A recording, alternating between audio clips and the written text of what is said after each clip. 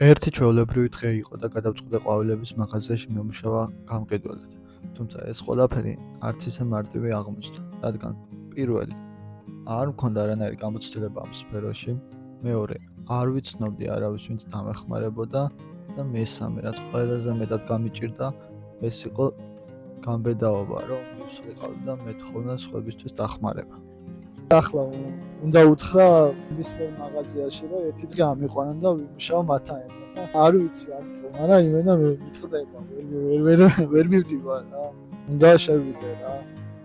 როდესაც ასეთ სიტუაციაში ვარდები, ყოველთვის არის ერთი ჯადოსნური სიტყვა, რომელიც მატებს мотивაციას და თავდაჯერებულობას. და ეს სიტყვა არის, რა თქმა უნდა, ცადე. არ ყოფილა რთული რა. დაახლოებით.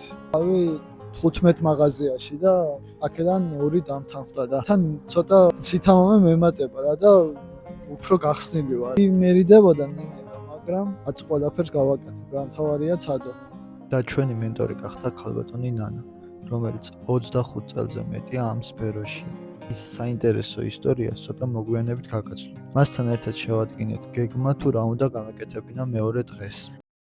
მეორე დილით დაახლოებით 7 საათისთვის წავედით სამგორის ყვავილების ბაზარში. მაგრამ კამერების დანახვასთან ერთად არც ისე კარგი რეაქცია ჰქონდა ხალხს. არა, შენ არ მე რა ვიღებ.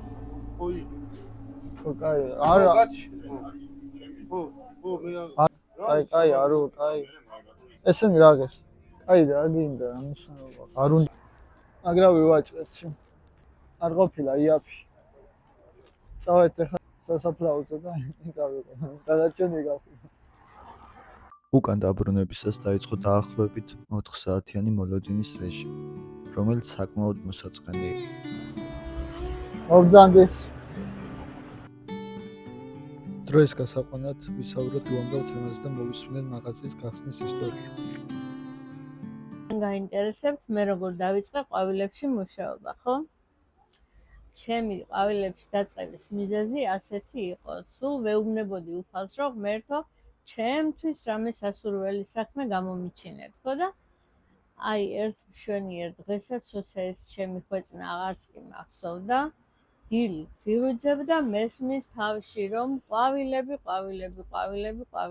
ხო და ამ ყვავილების ძახილში ვერ მოვედი აზზე რა იყო ეს ყვავილები და სადღაც ასე შუა დღის მერე მოვედი გონს, რომ ეს ყვავილები იყო ის საქმე, რაც მე უნდა მეკეთებინა და ჩემმა მეუღლემ თავის სამსახურთან ახლოს გამიხსნა ყვავილები და იმ დღიდან ვარ ამ ყვავილებში და ასე ვმუშაობ მთელი 27-28 წელია.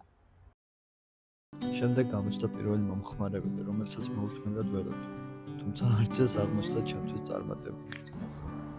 მოკლედ მთელი დღეა ვაჭრობ და ყვავილები ვერ გავყიდე, მაგრამ გავყიდე მიწა 2 კილო და სასუქი. როგორც იქნა ნავსი გატყდა და გადავედით აქტიურ მუშაობაზე. პირველ მომხმარებელს მეორე მოყვა, მეორეს მესამე და ასე შემდეგ. აქ კი იწყება ჩემი პირველი პრაქტიკა და წვალება. თუ თქვენს გაინტერესებთ განსხვავებული პროფესიები და გამოცდილებები, გთხოვთ გამოიწეროთ ჩემი არხი. აი ესაა ჩემი პირველი თაიგული აწყობილი და ნახოთ, ის ხელში აღმოჩნდება. დღის ბოლოს გადავწყვიტე ჩემი შრომის და შემოქმედების გაჩუქება. ვედით და დავარიგოთ ჩვენი ნამუშევარი და ნაწვალები ყვავილები რა. როგორი გამოვა რეაქციებს გადავიღოთ რა, იმიტომ რომ დამძიმებულ დღეს იქნებ ვიღაცას გაუხალისა საღამო. აბა, კოცნეთ, კარგად. რაც არ უნდა გასაკვირი აღმოჩნდეს, ეს პროცესი აღმოჩნდა ყველაზე რთული მთელი დღის განმავლობაში. არა, მე მგონი ეს საქმე ჩემი საქმე უნდა დავანება თავი. ყვავილი ვერ მიჩუქებია ვერავს. ზოგი არ მართმევს ყვავილს, ზოგი მეუნება კომენტარებში გამლანძღავე და ზოგს ეშინია, ზოგს ცხენია, არ ვიცი რა უკნა რა არჩ. არავის არ უნდა ამ ყვავილებს გამორთვა და უბრალოდ გშუქნით. ყვავილს გაძლევთ და მივდივართ თქვენი ცხოვრებიდან. დავიღალ. აქ კიდევ ერთხელ დავწმუნდი, რომ თუ არ გაჩერდები და კიდევ ვცდი, შედეგს აუცილებლად მიაღწევ.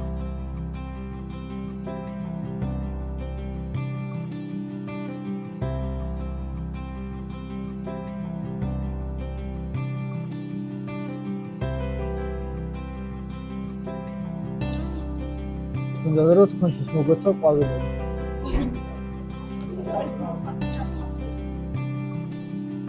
და ბოლოს ეს დამღლელი დღე ნამდვილად ხდება.